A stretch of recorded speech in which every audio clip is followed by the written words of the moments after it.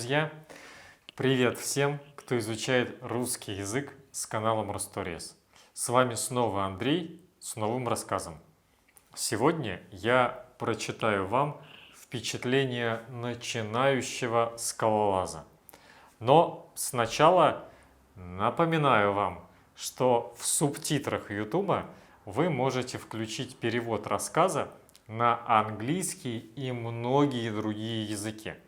Ну а текст на русском языке, как всегда, будет справа на экране. Итак, поехали!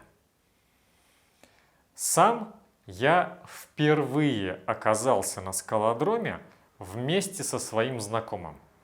Причем я несколько лет откладывал это событие под разными предлогами. А оказалось зря. По сути, скалодром – обычный спортивный клуб, но со своим уклоном. Вы приходите, оплачиваете занятия, переодеваетесь и занимаетесь. Занятия по времени не лимитируются. У меня в среднем 3–3,5 часа уходит от входа до выхода из клуба. Лазанье можно условно разделить на 3 основные части. Боулдеринг – это лазанье без страховки. Если ты сорвался, прилетел вниз на мягкий мат и полез снова. Высота трасс для боулдеринга примерно 5 метров. Тут основная задача – освоить технику, научиться правильно ставить ногу, тянуть руку, хватать, отпускать, перемещать и держать тело и так далее. В общем, дело не только в силе, но и в технике. Верхняя страховка – это когда вы используете страховочную веревку. Один конец веревки прикреплен к вам, второй конец веревки дают страхующему. Точка перегиба страховки наверху – это максимальная высота, куда вам предстоит залезть.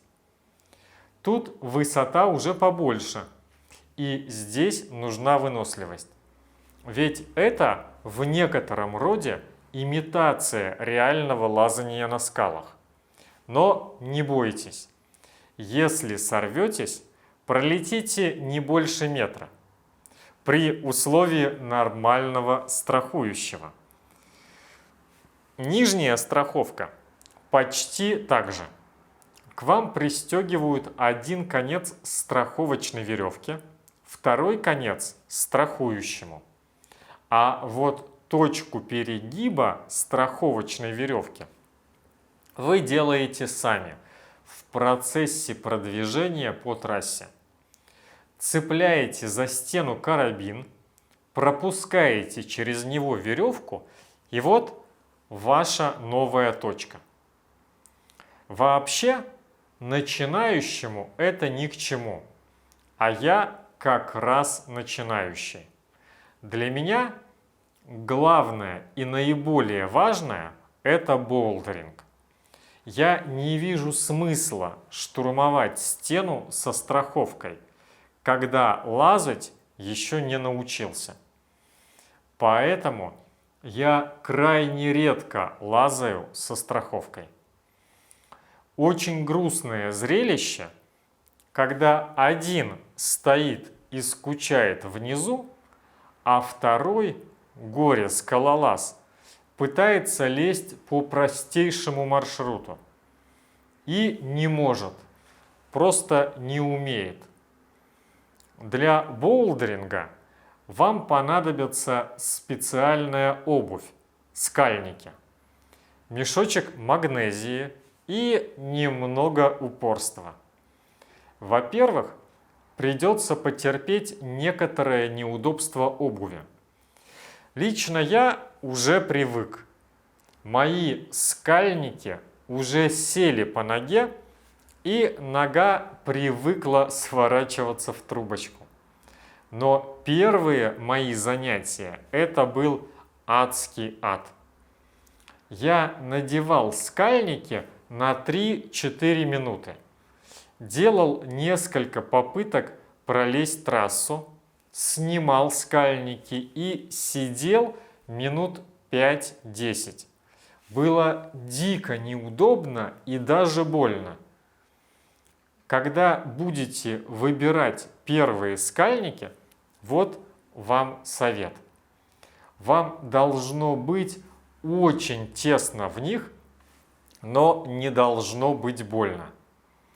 По поводу магнезии, ее так же, как и скальники, можно взять в аренду. В некоторых клубах есть коробки с магнезией прямо в зале. Обулись, намагнезились, теперь к стене. Моя тренировка проходит так. Первое. Разминка. Самая обычная разминка, как в школе на физкультуре. Второе. Траверс. Просто лезть вдоль стены, сколько хватит сил. Третье. Покорение или попытки покорения трассы. В первое занятие я не смог пройти ни одной трассы. Сейчас, скрипя зубами, лезу 6А. Но я занимаюсь нерегулярно и всего полгода. В идеале приходите заниматься с кем-то, кто уже имеет какую-то технику. Ну или познакомьтесь там с кем-то, или наблюдайте за другими, более опытными. На крайний случай есть занятия с тренерами, но тут как повезет. Лично мне гораздо больше дают занятия с парнем по имени Дэн, чем с тренером. Вот простой пример. Я как-то пытался пролезть короткую, но очень вредную трассу. Раз 5-6 пробовал, никак. Хотя вся трасса всего 6 зацепов.